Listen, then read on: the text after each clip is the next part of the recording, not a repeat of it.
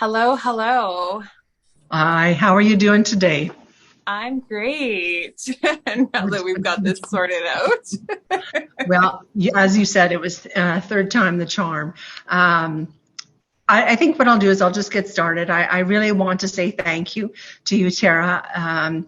I know that we have tried this once prior, supposedly in July, to get a pranic energy healing session or level one session for a group of individuals, and it just didn't work out. So coming fall here, I really want, and I'm going to be very truthful. It's a little bit selfish on my part, but because I want to get that training, and obviously there were people that were tentatively thinking that they wanted, and so this time around, I'm going to cross my fingers and everything's going to go well. And so you did give us some information prior, but can you tell me a little bit about the pranic energy healing? Absolutely. And thank you. I want to start. I have a question right back with you. Um, and then I'll go into the pranic healing. Um, what has you drawn to learning pranic healing? Well, I am a Reiki master, and I have been into the Reiki since 2021. I started my own business, Reiki business, as of June 2021, and I really love Reiki. And as that has progressed, my experience with it has progressed, and my knowledge, I guess, on and the ability to experience the healing. And so why I am so interested is because I get feedback from the clients. And when I'm over an area that I feel that is, probably a higher level, or there's a stagnancy in the energy there, I get pain up both my hands. Ah, I'm obviously a hands-on Reiki master. So I just know that there's something there that needs to come out. And then I had the opportunity to talk with someone that has, I don't know if she had her 1 and 2 levels or what have you, but she was telling me that you could actually go through the process of when you feel that and assess that there's a possibility of actually relieving that individual of that. And I'm like, that is what I want to do. Because why would I just want to assess? And yes, of course, energy goes in and that gets the chakras, starting to become back in order and functioning properly. But I want more. yeah. Okay, cool. I don't even know why I had to ask you, but that's exactly, I love it. Um, Sorry, my phone keeps going. Uh, so that's just it. We're all speaking the same thing in energy, just different languages, right? And then with each language, there's a little bit of difference there. And so the easiest way and you already explained it, but you have 2 cups of mud. You have your pranic and your Reiki cup. And so your Reiki cup of mud, you go and you put it under a tap of water until it becomes clean and clear. And the pranic cup of mud, you dump it out first and then you run it under the water. So which one, like you're getting rid of the stuff in pranic, then you're infusing it kind of thing. Okay. And yeah, and so in pranic healing, and again, we work with a few more chakras. We work with 11 chakras, 11 main energy centers. So there's a few kind of not talked about. Um, and what else? We go into the body. You get to learn 3 parts of the aura. So the energy field around the physical body. You get to learn the inner aura, the health rays, and the outer aura. And you get to practice seeing them and feeling them too. And if you can't see and you can't feel, that's okay. Sometimes your inner knowing comes in and tells you, like, there's different ways to be able to read it. Um, what else? And then the chakras. So we go into the chakras. We learn to scan the chakras. We learn to scan the body, the energy body and the physical body. We learn to scan them, and we learn to feel the size of them. So we learn if they're congested and really full of energy, or if they're depleted and not even getting any energy through the body. So what happens when your chakras aren't functioning properly, you end up with a block there. Either you're really depleted, and then that's when you're really drained, right? Like depletion, yes. Or you're congested and you have too much stuck energy in that part of your body, and then it can turn into physical ailments in the organs and the body. And so we go through and teach you all about what congestion and depletion is. And so congestion is much like constipation, too much energy, too much stuff stuck. It's not moving anywhere. And depletion, like diarrhea, it's just coming out of you, and there's nothing you can do. So you're not actually holding the energy. It's just passing right through you. Yeah. And so I guess that intrigues me. I can gather and I can understand the constipation and of when someone is, holding on too much energy, and that being probably negative energy. But the concept of having depletion and in the energy just going through them, that's new to me. So I'm really excited to see, I know for my own self, the energy stagnation or the energy, too much energy. Like for my own self, I'd like to know what that feels like. Your solar plexus chakra that is depleted, and there's not enough energy in it to support your organs. And so we go into that too a little bit, the organs that are connected with the front and back solar plexus chakra. And so you would have your digestive tract, your kidneys, your liver, your gallbladder, all that stuff. So if it's not getting the support and the energy that it needs, energy is kind of passing through it to the next chakra or the next chakra. And so then your body's not functioning properly, and there's probably holes in it kind of thing. And so we actually get to discover the holes that are in the system that the energy is leaking out of. Interesting. Yeah. Interesting. Yeah, I think this is something that is just my next step forward on when I am feeling like it will be. I'm curious as to when I feel that pain going up my arms, is that depletion or is that stagnation? That's contamination. Say that again. That's contamination. Ah. So now you're picking up there, and we call it diseased energy, which don't let that freak you out, but diseased energy is energy that's in disharmony, right? So we need to really connect to their chakras and cleanse them and release all the toxic energies out of their body, and then infuse the prana, the ki, the chi, all that stuff, right? And so, but what happens is there's energy transference, and it can contaminate our energy. So then we start getting aches and pains and itchiness and swelling. It can even heat up our hands, and they can feel sticky. And so what that is we're picking up somebody else's energies. And so in pranic healing, there's a lot of ways that we clear the energy so that doesn't happen. And so we use a disposal unit when we do sessions. Okay. And so that is it's a bowl of water with a handful of sea salt in there. And with the idea of that sea salt absorbs and disintegrates any negative unwanted energies. Okay. So as we're pulling, excuse me,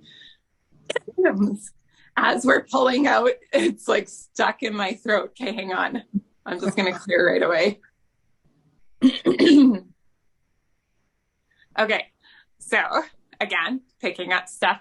So as we're pulling on energies, we're pulling the energies out, and then we need to dispose of them. So we need somewhere to throw them. So we throw them into the bowl of salt water. And then when we're done, we flush that bowl of salt water down the toilet. Okay. And then we also have a pranic spray. And so there's certain essential oils in it. and we spray our hands a lot during a healing session so that it absorbs and disintegrates all the energy so that we're not contaminating our bodies. Yes. Well, that's nice. Yeah, like there are some individuals that I do that happens, and not knowing that is contamination, it would have been nice to know that, so that I could take a moment and do what I was supposed to do here on one side of me or whatever, and then spray my hands and then start again in that same area to help release. Yeah, because what happens when you're not spraying your hands and you're just like really having to work through a lot of mud to try and get any clearing done, right? So am I safe to say that those individuals, like that there is a lot of negative or stagnant, because right now I don't know whether it is too much or too little. Like is it stagnant energy that needs to be removed and is asking to be removed? Like what? Yeah. And so, that's a really good question. That can be really so many different things. So it can be stagnant energy. It can be, thought entities, elementals, all that stuff in the aura that need to be released. So say somebody with addictions, those are our thought entities, elementals that are in the auric field. But then, so if they're there for so long, they start to come into your body. So to kind of look at it this way, so I like to say addictions because it just kind of, for me, that works. So say there's addictions or anger or anything like that, and somebody just can't get out of this negative thought pattern, or they can't get away from the addictions, whatever the addiction, like say it's food, and they can't seem to get away from it. So what is happening, it's usually the environment that we're in. We're creating all these thought forms of addiction and resentment, anger, negativity, or I should say. And then all of a sudden it's contaminating our body. And so our chakras are like a cone going into the body. So the stem, and then it goes. And there's a few different layers of the chakra, which we dive into a little bit deeper into more advanced courses in pranic healing. So you have the face of the chakra, and then you go in, and there's a web of the chakra. And then there's the tail of the chakra, if that's what you want to call it, the root of the chakra going into your physical body. And so all these thought patterns and stuff are on the surface of the chakra. And then if they're there too long, they start to go into the chakra. And then this web is there to protect us. But if it's there too long, these little elementals, entities start eating away at the web. And then they end up going into our physical body. And so it takes a lot to like pull that out of the body. So then what that looks like, now you have these entities and whatnot in your physical body. It can show up as a toothache or, something that you're like, okay, I don't even know why. So then you work on the toothache, but it's still going to manifest into something different, right? And so if you work on the chakras and pull the entities, elementals out and stuff, then those pains go away. And so I don't know if I answered the question. I might have went a little too deep, but No, I think that's awesome. Like I really, it makes sense to me, and I can see it from, I can't think of anyone in particular, but even for myself, I know that, when there is negativity out there, it's just, and it's all the time, and there's nothing more than the negativity, how it could start burrowing through and going in, and it causing or manifesting in the physical, because I've had experience with my own self. It's so exciting. And I am looking so much forward to it that I And then there, how many more levels are there to the pranic energy healing? Oh, there's like 21. Oh my goodness. I Okay. do not have 21 levels. Yeah. With basic pranic healing, super easy. It's meant to be basic so that you can understand it. And even day one, so it's a full 2 days, it's 9 to 5 each day. So even Yes. after the first day, you can go home and start practicing on yourself, on your kids, your animals, whatever. Mm-hmm. And then day two, you're fully ready to start out and do sessions and whatnot. So we make the first level is created by Master Choa Koksui to be really simple and understandable so that you can take the teachings and start doing them right away. No, I think this will only be the first step that I will be interested in doing, because it really intrigues me. And I hope that when people hear this, they realize that this is something that you obviously can do on your family. And is this something that you can do on your own self? Oh yeah, you can definitely do it on yourself. Yeah. I'm looking forward to it, and I am glad that we did connect back in, I don't know, end of May, whenever it was. Yeah, I was looking for someone for the longest time, and it was just, the stars aligned, and when I heard from you, or it was just, Yeah. This is meant to be, and it's going to be. Yep, it sure will be. Thank you for taking the time and just piquing my interest that much more. Yeah. Thank you.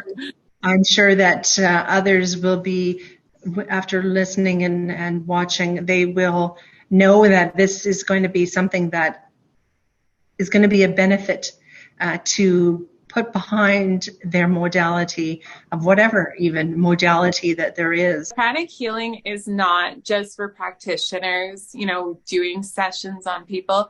It can be for healthcare people, nurses, doctors, stuff like that, dentists. They're in somebody's mouth, right? And they're picking up that contamination. So if they can quickly cleanse themselves after they do a treatment of whatever sort, that will help protect them. And even hairstylists, you're in somebody's hair and you're totally in their physical body, their energy. And so you're contaminating. You might feel really angry after you have a client in, or you may, sometimes you feel really happy after they've left because you've absorbed that good energy, or sometimes you get a headache after, just because you've contaminated your energy and you need to cleanse yourself. So it's good for that kind of stuff too. It's not necessarily just so you could do treatments on people. It's really good about keeping yourself protected. Yes. Oh, I can see that. Yeah, it just, you don't necessarily even have to touch a person to be taking on their energy. Yeah, it's just presence, and it really can be contaminating. Or yes, when you have some on the other end of the spectrum of being happy and positive, it's contagious. Yeah. And I look forward to having you here, and whomever you bring, if you bring anybody, and welcome you into my space. Beautiful. Yeah, I'm looking forward to it. All right. Thank you so much. You take care. You too. Bye-bye.